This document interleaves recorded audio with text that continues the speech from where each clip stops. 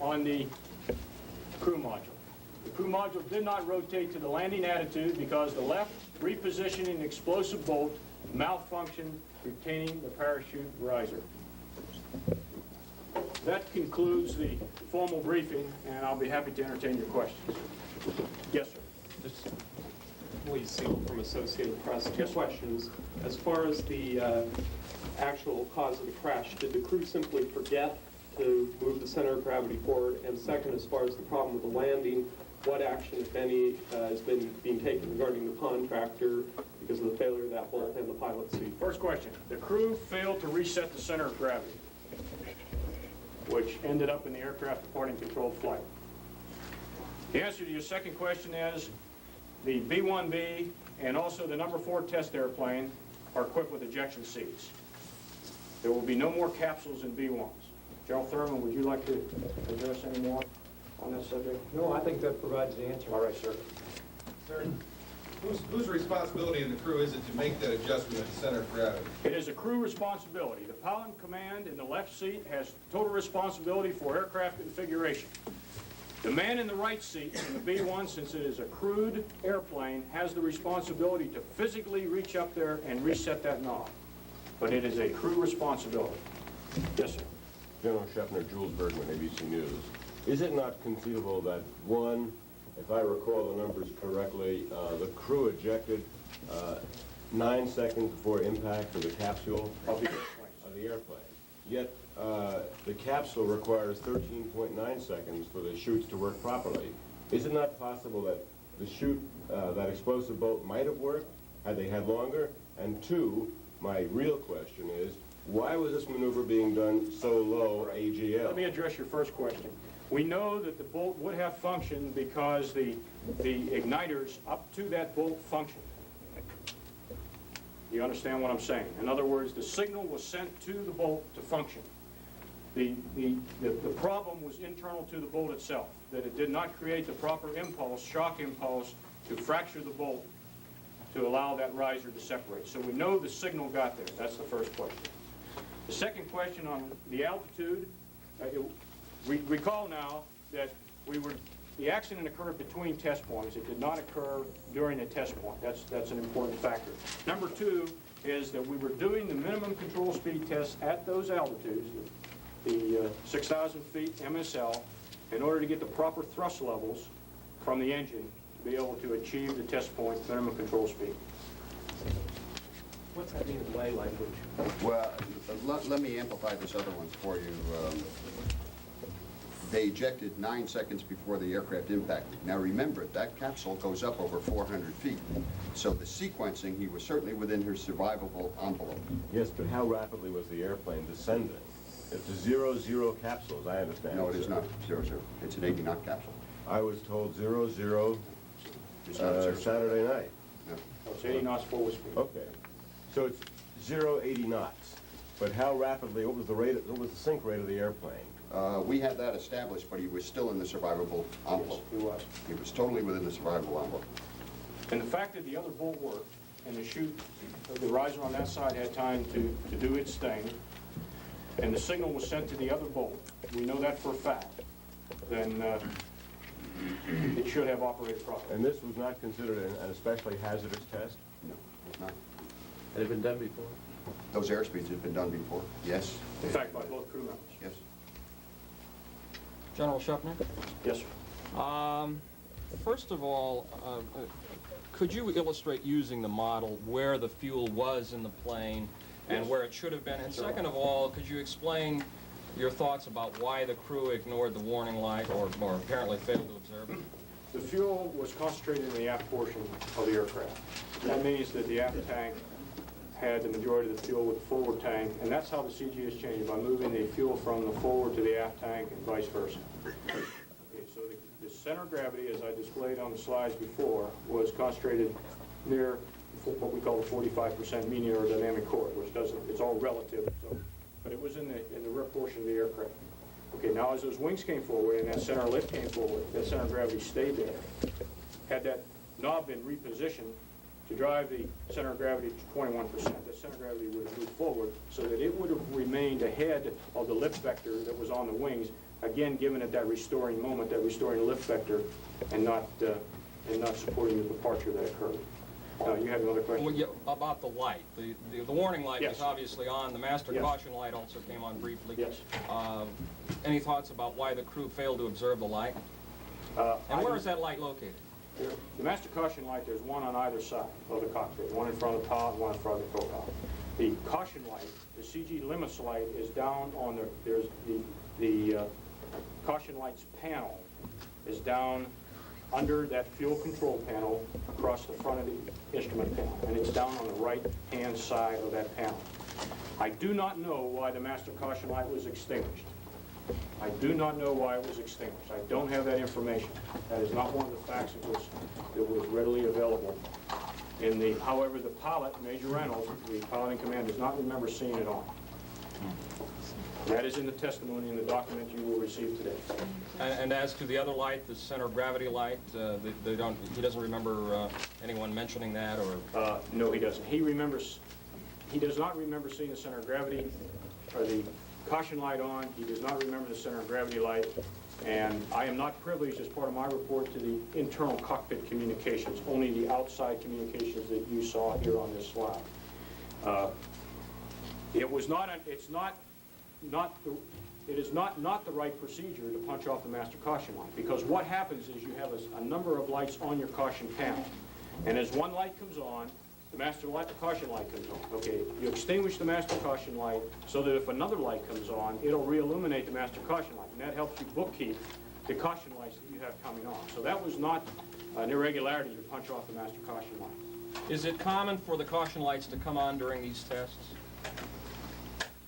The information that I have available to me, that sometime in the past there have been some problems with the CG limits light coming on. That problem was fixed and was not a factor in this accident.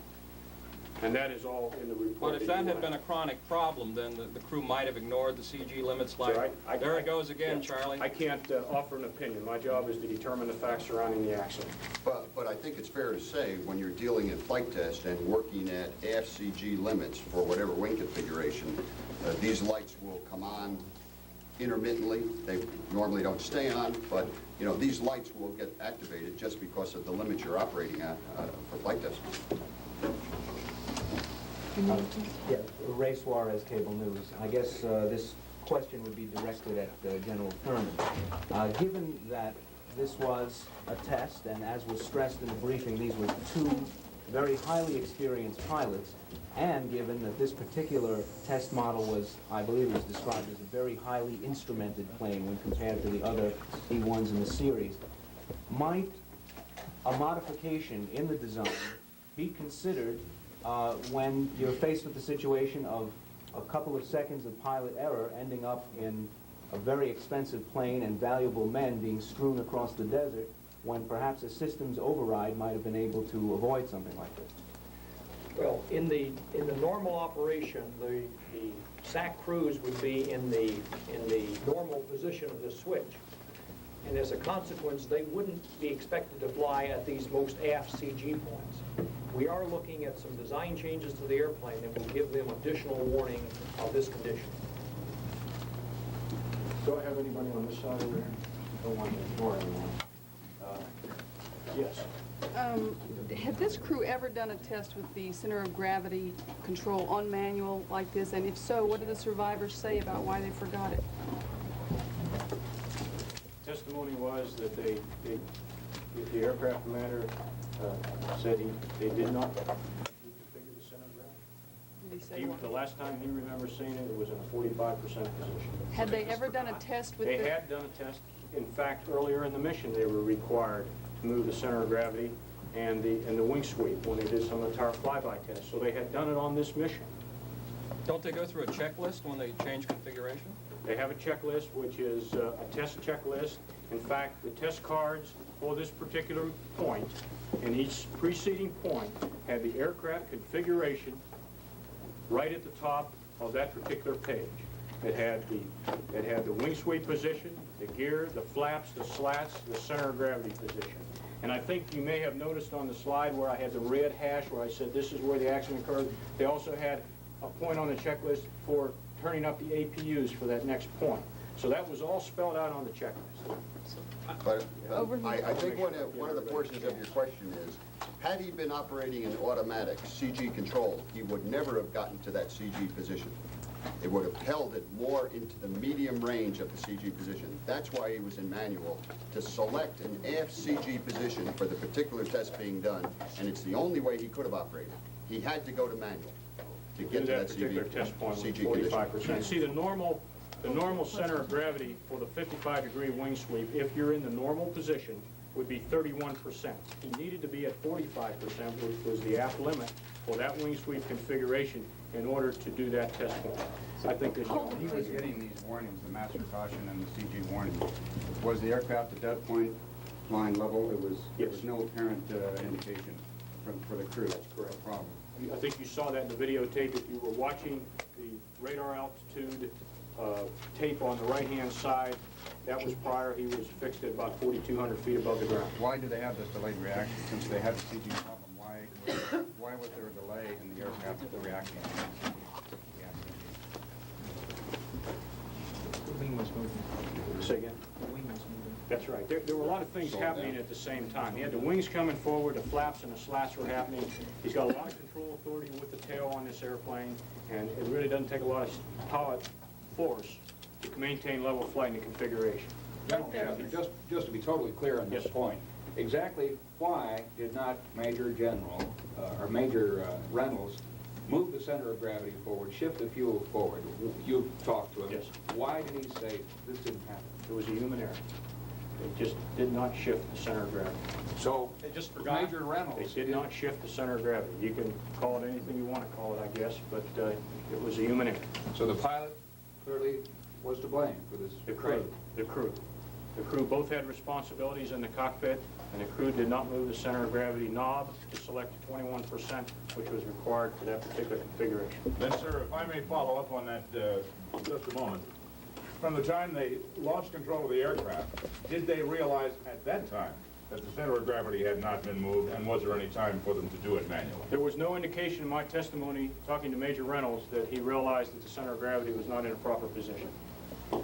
Name, please. Gene Gleason, KBC Television, Los Angeles. How long, if they had spotted the error, how long would it have taken the manual position to shift the fuel forward? And was there anything they could have done at that point, adding power, bringing the wheels back up, anything to save that aircraft? Once that airplane pitched up to 70 degrees, and this is all speculation because we don't go out and spin big airplanes or depart big airplanes, but given the configuration the aircraft was in with a gear and the flaps and the slats,